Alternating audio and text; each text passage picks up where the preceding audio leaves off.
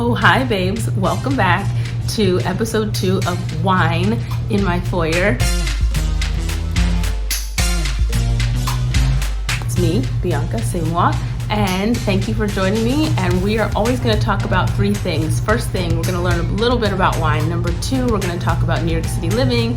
And number 3, real life, very true stories or perspectives. So this week, there's a little bit of a theme running through all of those 3 segments, which is wetness, but not in the way that you think. Stay tuned.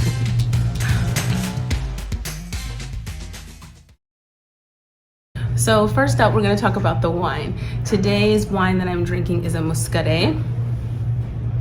See it there? Muscadet Sèvres Maine.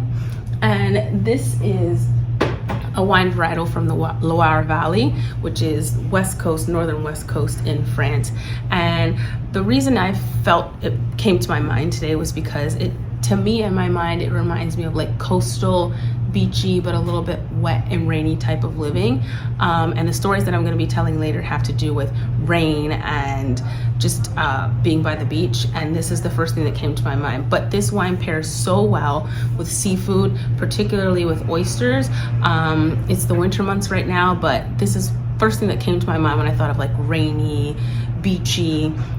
So if you're having oysters, if you're having seafood, this is a beautiful thing to pair with it. It has a little bit of salinity, brightness on the nose, but the salinity is what really pairs so nicely with the seafood. So if you've ever heard of Muscadet before or haven't, cheers, learning something new.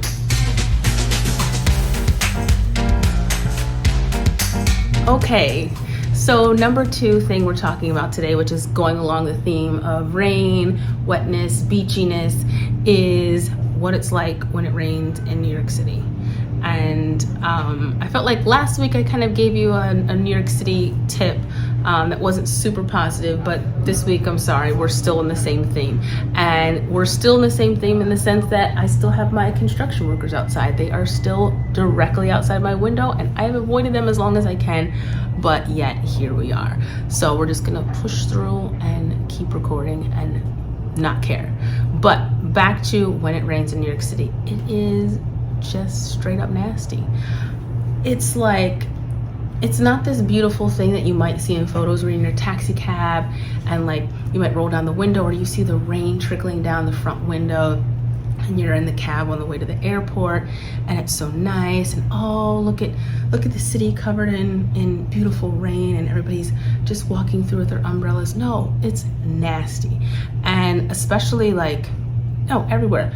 I mean, unless you live on like 5th or no, not even 5th. If you live on Park Avenue, maybe, it's not nasty. But everywhere else, the gutters are covered with things. It pushes all the dirt, everything that people put on the street, anything that's not like really properly attached inside of a garbage can is all rushing down the street. And if it happens to be summertime, forget about it. Your shoes are wet and nasty. If you happen to have any type of open toe situation, forget it. Dirt in your feet, underneath your feet, it's not cute. I don't care if you have on rain boots. It's just, no, it's just really nasty. So another thing to note, if you are planning to move here or if you're planning to visit, that New York City is not gorgeous when it rains. So really plan your day around that and make sure that you have opportunities to be inside or the appropriate rain boots, appropriate clothing, all of those things, and just be prepared for it to be a sight to behold. A nasty sight to behold. I'm sorry. I don't have anything positive to say about rainy days in New York City. I just don't. By the way, can we talk about how I'm really enjoying this wine? I know it's not like a sunny, beautiful day, but this is just a testament and a reminder to me that wines can be enjoyed all year long and they don't have to go directly with the season. They can be beautiful regardless of the weather, the temperature outside. Sometimes even I get stuck in that kind of thing where it's like, oh, you have to drink this kind of wine in this season. It doesn't taste right. But that's not the case. This is beautiful and it's really showing off quite nicely. So thank you, Muscadet.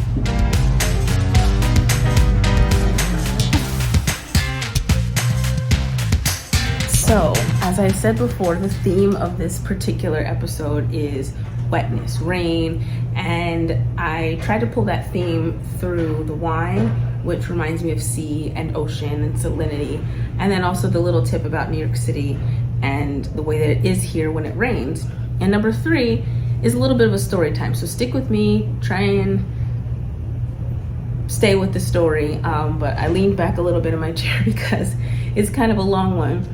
But it's about last year when I went to Holbox, and I don't know if you know what Holbox is, but Holbox is an island off the coast of the eastern side of Mexico, and I went there by myself with my oldest daughter, and at that time she was 6, and we traveled alone, and I decided, I'm gonna go on a mother-daughter journey, and it kind of turned into a hot mess. And so I haven't told this story yet, and I felt like, okay, how can I bring this into this episode with a theme, and also what is the point of this? So a couple things. It's one, to hopefully encourage somebody else to go on a mother-daughter trip, learn, explore, and have a wonderful experience with your child one-on-one. But it's also to teach a couple lessons, and we'll get there. Or maybe it doesn't teach you a lesson, do your own thing, but take what you can from my experience. So I went to Holbox with my daughter in end of August 2021, and it was kind of like right when COVID was resurging again. And we had just gotten back from being in Mexico earlier in the summer in a different place, and COVID was surging again, and I was really freaking out about going. I was kind of like, what are you doing? She starts school in a week, like this is nuts. Like, why? You don't need to take this trip. But I really felt like, we need to do a mother-daughter trip. And so I asked my friend, hey, you went to this place, what did you think? And she was just like, oh my gosh, it's amazing, you should go, it's cheap, it's like the perfect place to go, it's relaxing, it has all the good food that you like, and you'll have a good time. I have a hookup at a particular Airbnb. And how can I make this story as short as possible, because there was a lot that happened. But basically, it was a wet, nasty mess when we got there. And anybody who's considering Holbox, do your research. We went during what was typically a rainy season. I did not bring rain boots. I did not bring galoshes. I don't even know if we had an umbrella. It was so rainy. The island was covered in wetness. Every little thing that anybody had dropped on the street, like New York City, was just floating down the street. And the people there are, of course, it's where they live. It's what they're used to. Even for me as a New Yorker who's used to things just slopping down the street, I was not prepared. All I had was a sandal, and I'm supposed to step into 3 feet of gray wetness with my sandals. It was traumatizing. Oh God, help me, Lord. Help me, Jesus. Help me, God. Oh God. Oh, this is not what I paid for. Oh God. Oh, I got a pedicure in for what? Why? Oh.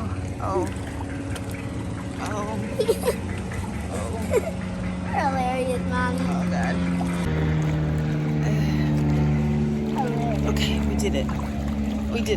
Yuck. I did not properly research, and on top of that, my standards had changed. In the midst of that, I had realized that this is not okay for me anymore. I don't know if I'm this type of Airbnb person anymore. And should I have focused on my child in this experience and not for just me?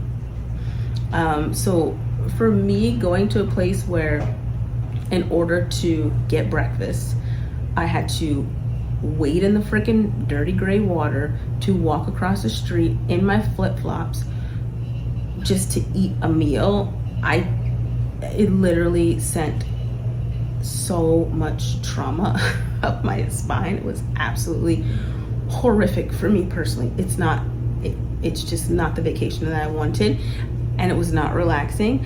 And by the second day, there was supposed to be another rainstorm, and I said, I have to leave here. And I left and went and stayed with a friend. Luckily, thank the sweet Lord Jesus, I had a friend in Tulum.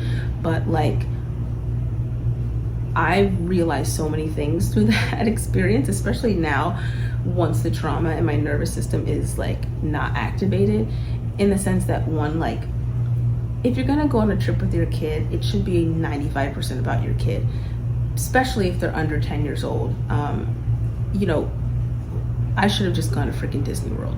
Really, that's what I should have done. Disney World, or like a resort with a whole bunch of slides. She would have been bonkers happy, and we could have hung out at dinner time. I don't know why I felt like I needed to go on some type of jungle excursion. I'm not sure, but that's what I did.